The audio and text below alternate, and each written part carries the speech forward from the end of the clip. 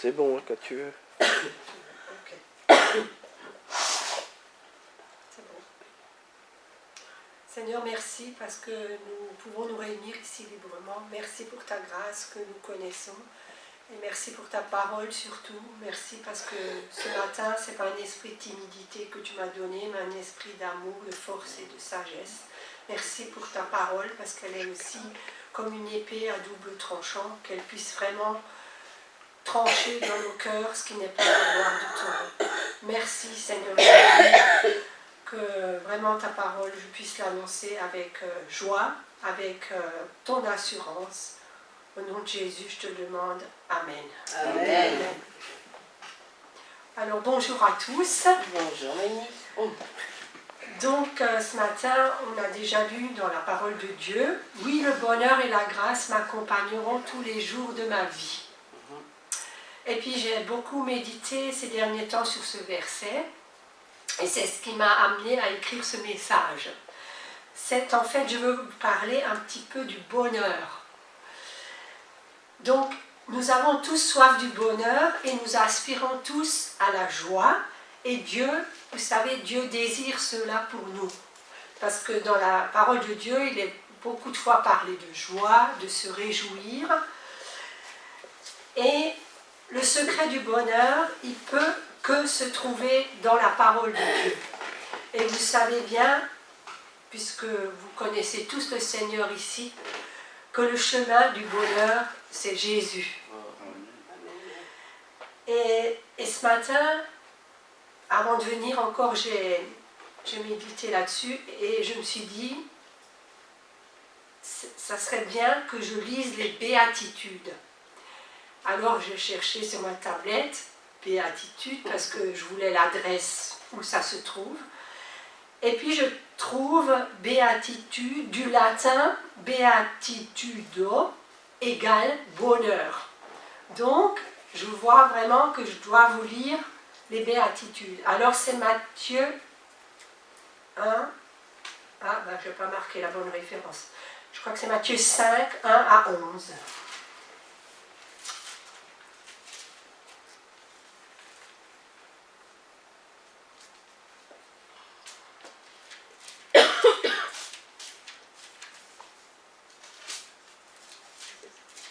C'est ça? Heureux serez-vous lorsque... Oui, voilà, c'est ça. Donc c'est Jésus qui parle. Voyant la foule, Jésus monta sur la montagne. Après qu'il se fut assis, ses disciples s'approchèrent de lui. Puis, ayant ouvert la bouche, il les enseigna et dit, « Heureux les pauvres en esprit, car le royaume des cieux est à eux. Heureux les affligés, car ils seront consolés. Heureux les débonnaires, car ils hériteront la terre. Heureux ceux qui ont faim et soif de justice, car ils seront rassasiés. Heureux les miséricordieux, car ils obtiendront miséricorde. Heureux ceux qui ont le cœur pur, car ils verront Dieu. Heureux ceux qui procurent la paix, car ils sont appelés fils de Dieu. Heureux ceux qui sont persécutés pour la justice, car le royaume des cieux est à eux.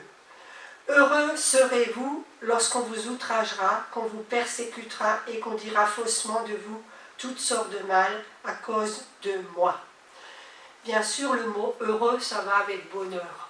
Si on est heureux, c'est qu'on a du bonheur. Donc, quand le roi David a dit « Oui, le bonheur et la grâce m'accompagneront tous les jours de ma vie », il avait vraiment réalisé que le secret du véritable bonheur découlait en grande partie de sa relation avec Dieu.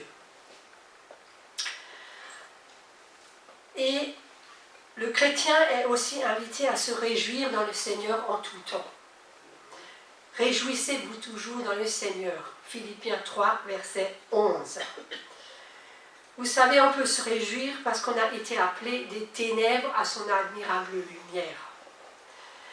Et même dans les difficultés, le Seigneur est là. Et combien je l'ai vu cette semaine.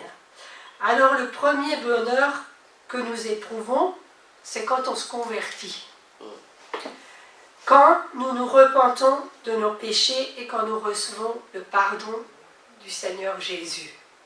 on est dans la joie. Et moi, je me rappelle, j'étais vraiment visitée puissamment. Et où j'allais, j'avais envie de prendre... C'était un dimanche, c'était le 20 août 81. J'avais envie vraiment de serrer les gens et de parler du Seigneur. Et d'ailleurs, je l'ai fait. Voilà. Et je nageais dans un bonheur, vraiment dans un bonheur. J'étais plus là, j'étais dans ma bulle avec le Seigneur, si je peux m'exprimer comme ça.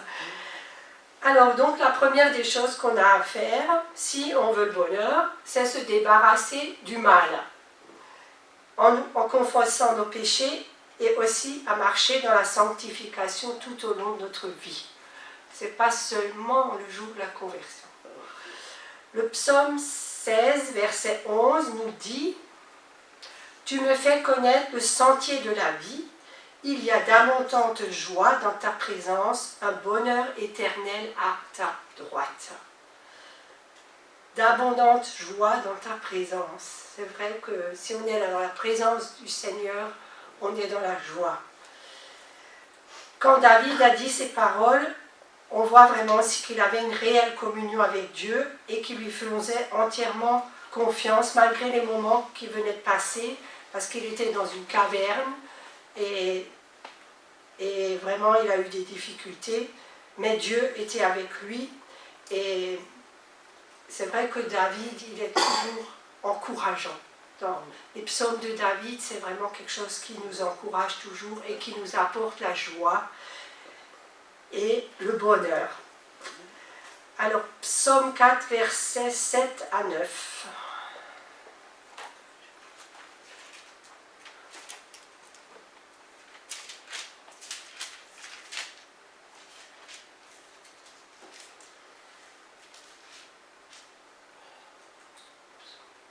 Versets 7 à 9.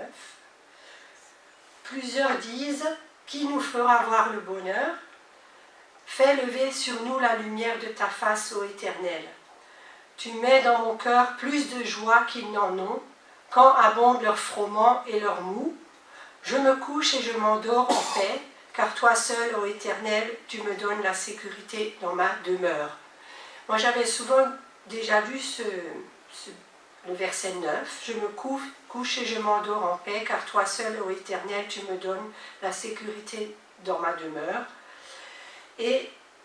Mais là, ce que j'ai retenu dans ce verset, c'est que le verset 8, il dit « Tu mets dans mon cœur plus de joie qu'ils n'en ont. » Alors je me suis posé la question, mais de qui il parle?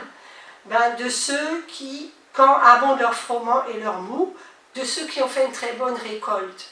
Et on voit ici dans ce verset que ce n'est pas, si on a fait une bonne récolte, c'est qu'on a aussi de l'argent, mais ce n'est pas l'argent ni qui fait le bonheur, ni les choses matérielles, mais que c'est l'Éternel qui fait vraiment ton bonheur. Et c'est vrai que quand tu peux te coucher et prier le Seigneur pour que tu dormes bien, tu es vraiment en sécurité dans sa demeure et tu es tranquille et tu te reposes vraiment sur lui. Donc, le bonheur ne se trouve pas dans ce qu'on a ou dans ce qu'on fait, mais dans la relation que nous avons avec notre Dieu, notre Père céleste. C'est notre Papa céleste, notre Papa éternel qui nous a créés, chacun de nous. C'est lui qui a donné Jésus-Christ aussi, qui s'est donné pour chacun de nous. Et il sait aussi ce qui convient le mieux aux gens, à votre vie, pour que vous soyez heureux. Alors, le seul chemin qui mène à la vie, c'est Jésus. Je suis le chemin, la vérité et la vie. C'est lui votre bonheur éternel. Vous savez, même dans les moments difficiles, Dieu nous donne et maintient ses promesses.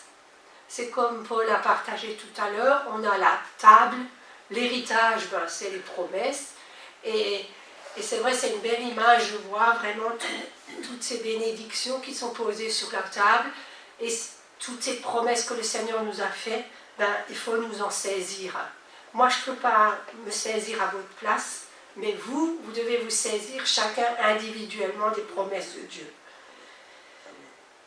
Vous savez, il est le même, ça vous le savez, il est le même hier, aujourd'hui et éternellement. Hier, il était pour David, aujourd'hui, il est pour nous et il le sera éternellement. Donc, au début de la semaine, quand je méditais sur ce verset, oui, le bonheur et la grâce m'accompagnent chaque jour de cette semaine.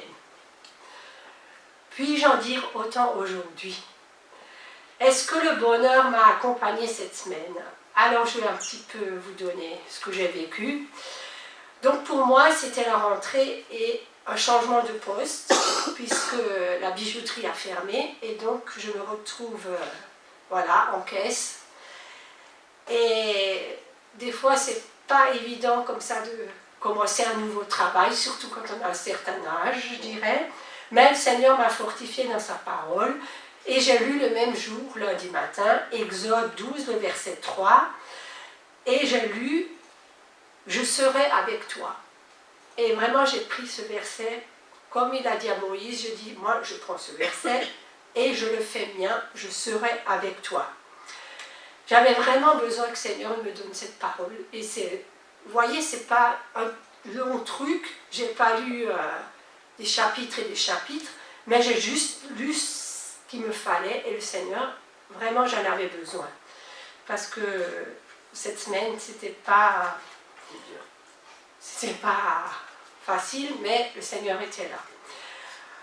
Donc, tout s'est bien passé dans mon nouveau travail. Et mardi, donc, j'ai perdu ma belle-sœur, qui est décédée à l'âge de 61 ans. Mais le Seigneur, vous savez, comme on a chanté ce matin, il a mis un baume d'amour sur mon cœur et il m'a consolée. Parce que je sais que c'est un ami fidèle et tendre, et aussi parce que ce matin on a aussi chanté, plus qu'un ami. C'est vrai, le Seigneur est des fois plus qu'un ami, parce qu'à lui, on peut tout lui dire, et lui, il peut vous consoler, parce que même nous, humainement, quand vous perdez un être cher, même si on compatit avec la personne, mais moi je crois qu'il n'y a que le Saint-Esprit qui peut vous consoler. En plus, ce qui me consolerait, enfin je ne suis pas 100% sûre, mais ce qui me consolerait, c'est que de la retrouver auprès du Seigneur. Et je trouve que c'est ça qui est la plus grande consolation. Donc on était quand même appelés plusieurs fois à prier pour elle et elle a accepté la prière. Voilà. Amen. Amen. Amen. Donc Seigneur, que ferais-je sans toi? Je veux compter sur toi parce que tu es fidèle. Dieu nous emmène le bonheur à travers Christ, mais aussi à travers sa parole, puisqu'il est le Verbe fait chair et que sa parole, elle est esprit et vie. Vous savez, la parole de Dieu, elle travaille avec Christ, et Christ travaille par sa parole. Ça ne va pas un sans l'autre. Donc, est-ce que vous laissez le Saint-Esprit travailler votre cœur par sa parole? C'est une des clés du bonheur.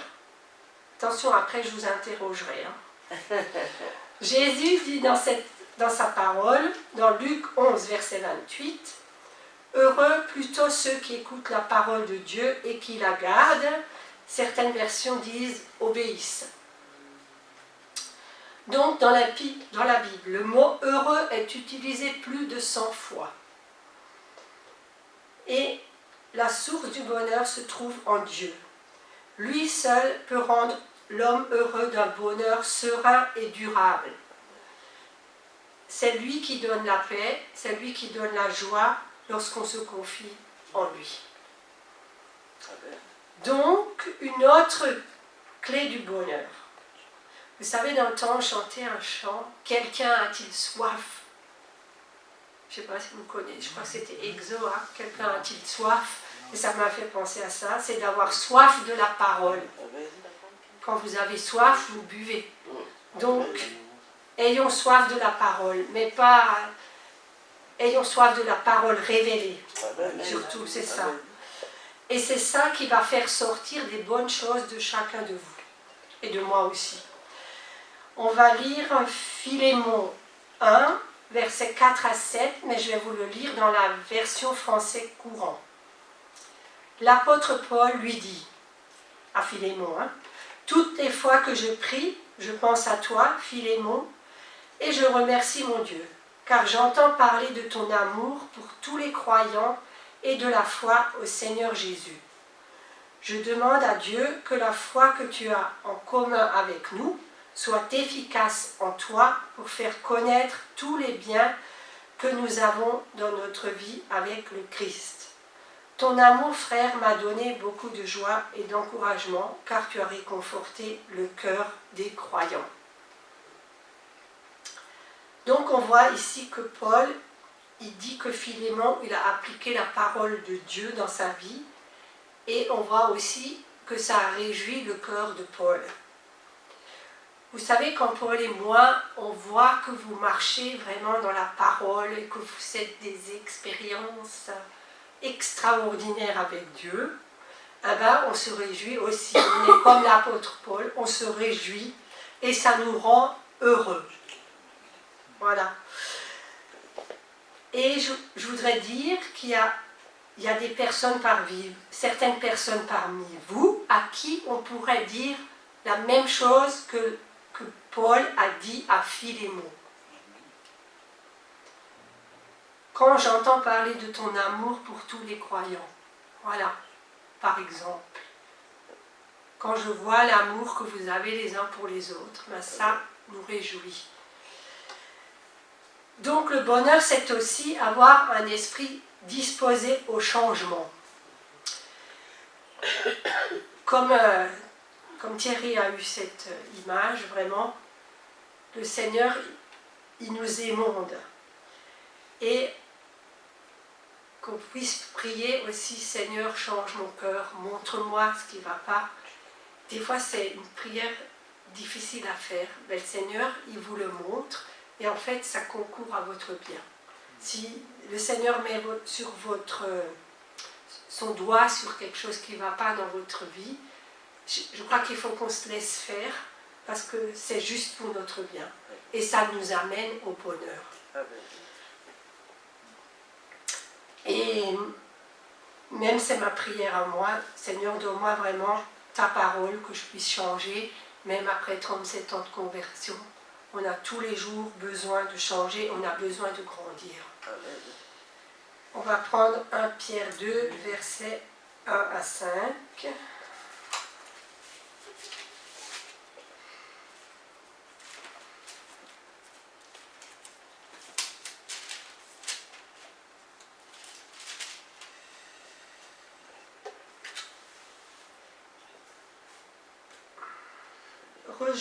Rejetons donc toute malice et toute ruse, la dissimulation, l'envie et toute médisance.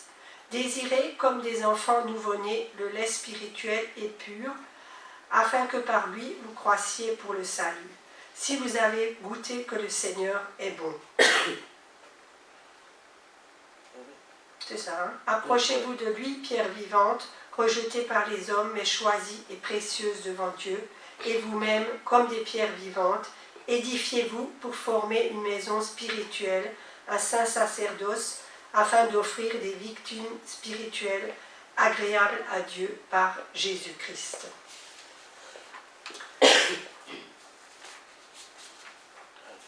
Alors, ensuite on va prendre Jérémie 15, le verset 16. J'ai recueilli tes paroles et je les ai dévorées. Tes paroles ont fait la joie et l'allégresse de mon cœur, car ton nom est invoqué sur moi, éternel Dieu des armées. Est-ce qu'on peut dire ça? Tes paroles ont fait la joie et l'allégresse dans mon cœur. Comme Jérémie a dit. Et vous savez, dans la parabole du semeur, il est aussi question de 4 terres. Il y a une terre aride, une terre rocailleuse, une terre épineuse, et il y en a une bonne. Mais il n'y en a qu'une qui est bonne. Et cette bonne terre, elle a porté du fruit. Que la parole de Dieu, qu'on puisse avoir soif de la parole de Dieu et qu'elle puisse tomber vraiment dans la bonne terre de votre cœur pour qu'elle porte du fruit. Parce que, vous savez, on trouve le bonheur quand on obéit à la parole. Donc, une troisième clé pour le bonheur, c'est Acte 20, verset 34. Je suis sûre que vous connaissez tous ce verset. Il y a plus de bonheur à donner qu'à recevoir. Amen. Donc, un chrétien qui vit dans le bonheur, il a appris à donner. Donner apporte le bonheur dans la vie des autres. Peu importe le bien qu'on fait aux autres, cela apporte du bonheur. Même si je vous fais un petit sourire, ça vous apporte du bonheur. Oui. Oui. Ok. Et en plus, vous savez, Jésus, il nous promet une récompense. Parce que Matthieu 10, verset 42, dit « Et quiconque donnera seulement un verre d'eau froide à l'un de ses petits, parce qu'il est mon disciple, je vous le dis en vérité, il ne perdra point sa récompense. » Voilà. Donc, je ne sais pas si vous connaissez l'histoire, j'ai déjà raconté. Un jour, Paul, il avait besoin d'un seau d'eau. Et dans l'immeuble où il travaillait, il a sonné à toutes les boîtes, enfin, toutes les sonnettes. Et puis, les gens ne voulaient pas lui donner de l'eau parce qu'ils lui ont dit que l'eau était chère. Hein. D'accord. Et en face, il y avait la boulangerie d'un frère. Il est allé à la boulangerie et il a demandé un seau d'eau. Et alors, ils ont parlé de ce verset, qu'il aura une grande récompense parce qu'il lui a donné, le frère qui lui a donné un seau d'eau aura une grande récompense. Amen. Parce que c'était pas un verre, mais c'était un seau.